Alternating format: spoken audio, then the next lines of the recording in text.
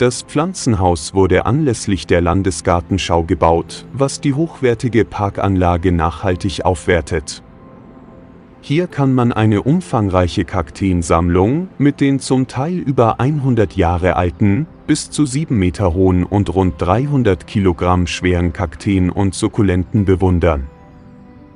Den rund 1000 ausgestellten Kakteen und Sukkulenten stehen rund 250 Quadratmeter Beetfläche zur Verfügung. Die exotischen Pflanzen sind nach ihrer geografischen Herkunft in den jeweiligen Beeten gruppiert.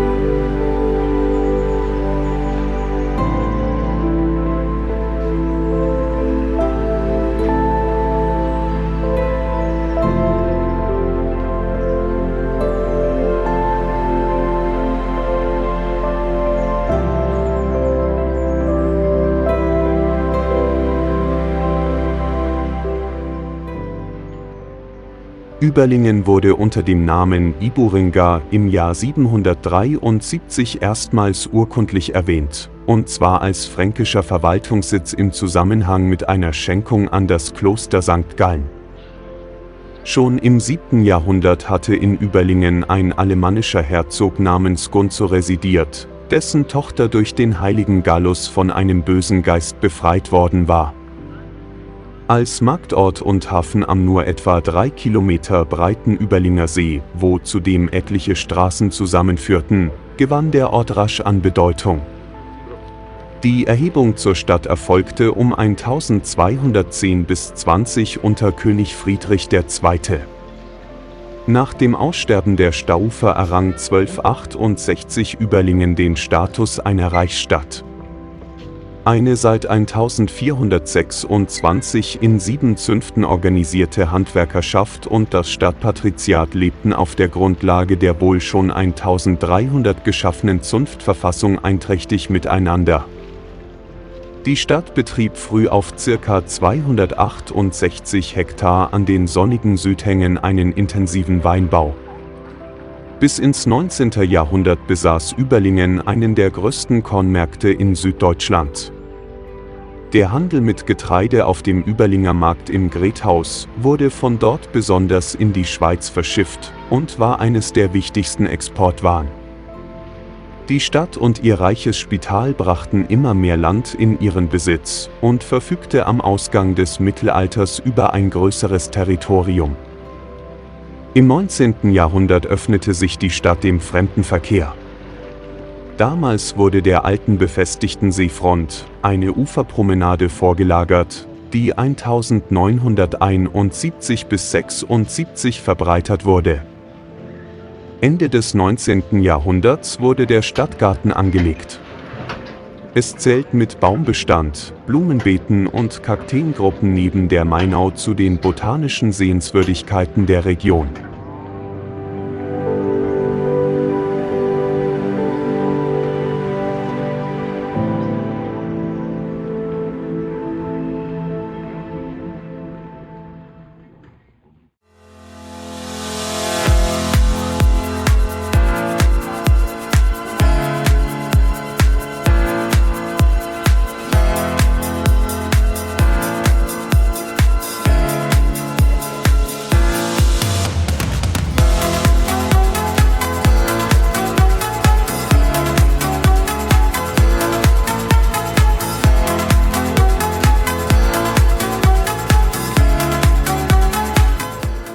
Südlich der Kirche steht der Ölberg, ein halboffener Pavillon, der eine monumentale Statue des betenden Christi beherbergt. Er wurde 1469 gestiftet. Die 8 Stützen tragen im Inneren ein Sterngewölbe. Das Oktogon wurde wohl ursprünglich durch ein durchbrochenes Dach bedeckt. Ende der 1970er Jahre fanden Restaurierungsarbeiten statt, wobei der Ölberg unter anderem die grün glasierten Dachziegel erhielt.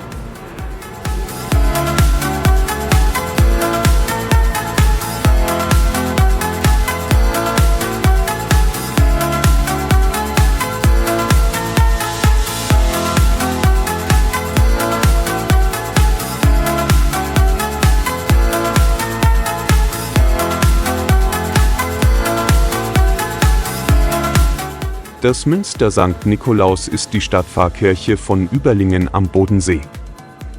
Die 5-schiffige Basilika wurde zwischen 1350 und 1576 im Stil der Spätgotik errichtet. Zur Ausstattung des größten spätgotischen Kirchenbaus am Bodensee gehört ein Schnitzaltar von Jörg Zürn, ein Meisterwerk des deutschen Manierismus. Das Münster überragt die historische Altstadt von Überlingen vor allem durch den hohen Nordturm. Der halbkreisförmige Platz nördlich der Kirche war vor 1530 ein Friedhof.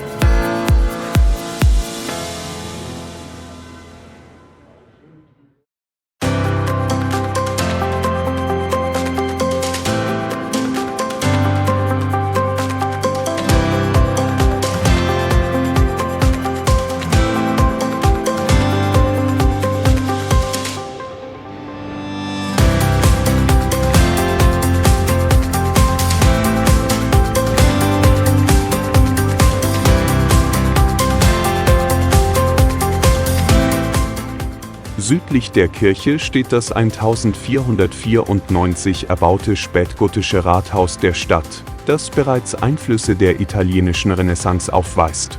Der Ort Überlingen besaß wahrscheinlich schon um das Jahr 1000 eine Saalkirche. Im 12. Jahrhundert wurde sie durch eine längere und dreischiffige Säulenbasilika ersetzt. Die ursprüngliche Pfarrkirche war die Michaelskirche in Aufkirch außerhalb von Überlingen. Sie wechselte im frühen 14. Jahrhundert mehrfach den Besitzer und büßte ihre Bedeutung ein. Anlässlich des Übergangs der Michaelskirche an den Deutschen Orden 1348 wird die Kirche in Überlingen bereits als Pfarrkirche bezeichnet. 1350 regelte Papst Clemens VI. Die kirchlichen Verhältnisse in Überlingen neu und inkorporierte der Überlinger Pfarrkirche die Michaelskirche zu Aufkirch als Filialkirche. Um jene Zeit begann Baumeister Eberhard Raab in der Nikolauskirche mit der Errichtung eines neuen Chorraums in gotischem Stil. Das Langhaus wurde ebenfalls neu errichtet. Die benachbarte Reichsabtei Salem hatte das Salemer Münster vollendet, nun begann Überlingen mit dem Umbau der Stadtkirche zur 5-schiffigen Hallenkirche. Die letzte Erweiterung zur heutigen Form war der Umbau zur Basilika nach 1512, wobei das Ulmer Münster als Vorbild diente. 1563 war die heutige Gestalt des Kirchenbaus vollendet. Der alte Stadtkern um Münster und Rathaus bis zur Stadtbefestigung gehen vermutlich auf die Stauufer zurück, vielleicht auf Kaiser Friedrich I. Barbarossa, das Überlingen um 1180 das Marktrecht verlieh. Ihr schönstes künstlerisches Denkmal schuf sich die Stadt 1490 bis 1994 im geschnitzten Rathaussaal mit den Darstellungen der Reichsstände von der Hand des Meisters Jakob Russ. In den Jahren 1350 bis 1562 entstand das St. Nikolausmünster, der größte spätgotische Kirchenbau des Bodenseegebiets.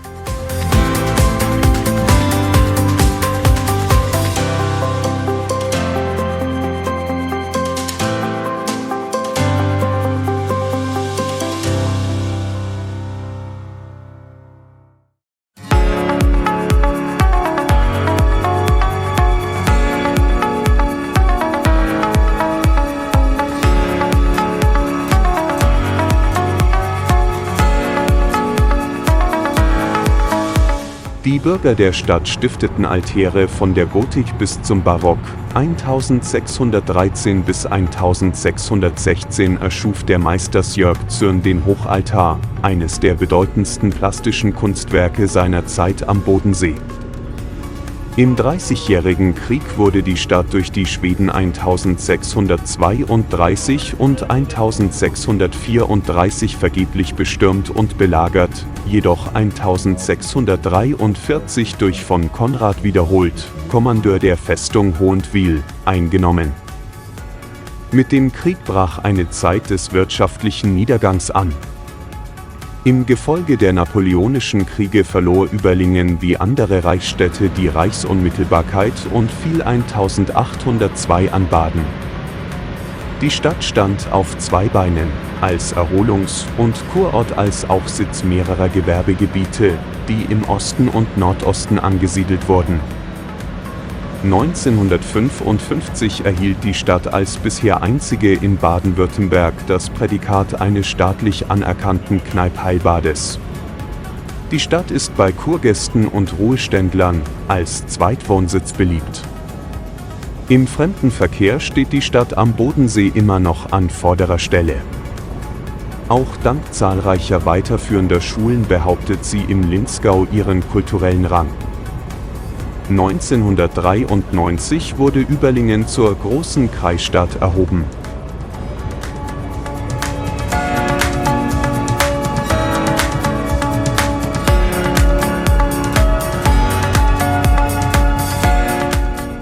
Der Bodensee ist ein Binnengewässer im südwestlichen Mitteleuropa. Er besteht aus zwei Teilen und einem sie verbindenden Flussabschnitt des Rheins. Namentlich dem Obersee, Überlinger See und Konstanzer Trichter, dem Seerhein und dem Untersee, Rheinsee, Zellersee und Gnadensee inklusive des Makelfingerwinkels. Der Bodensee liegt im Bodenseebecken, einem Teil des nördlichen Alpenvorlands. Der See wird vom Rhein durchflossen, der Zufluss heißt Alpenrhein, der Abfluss Hochrhein. 3 Staaten grenzen am Bodensee: Deutschland, Österreich und Schweiz. Eine anerkannte Grenze gibt es nur im Untersee zwischen Deutschland und der Schweiz. Der Bodensee ist das größte Binnengewässer Deutschlands, das größte Binnengewässer Österreichs und das zweit- oder drittgrößte Binnengewässer der Schweiz.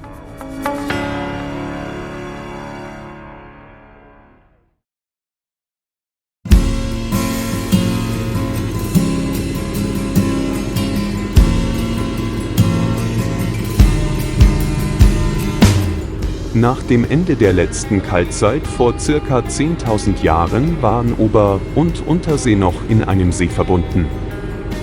Die Tiefenerosion des Hochrheins ließ den Seespiegel nach und nach absinken und die Konstanzer Schwelle hervortreten. In der Antike trugen die beiden Seen noch unterschiedliche Namen, danach entwickelte sich aus unbekannten Gründen der gemeinsame Name. Der Bodensee ist 536 Quadratkilometer groß und hat einen Umfang von 273 Kilometer. Er ist 63 Kilometer lang und 14 Kilometer breit und die tiefste Stelle beläuft sich auf ca. 251 Meter. Mit einer Wassermenge von 48 Milliarden Kubikmeter Inhalt ist die schier unfassbar.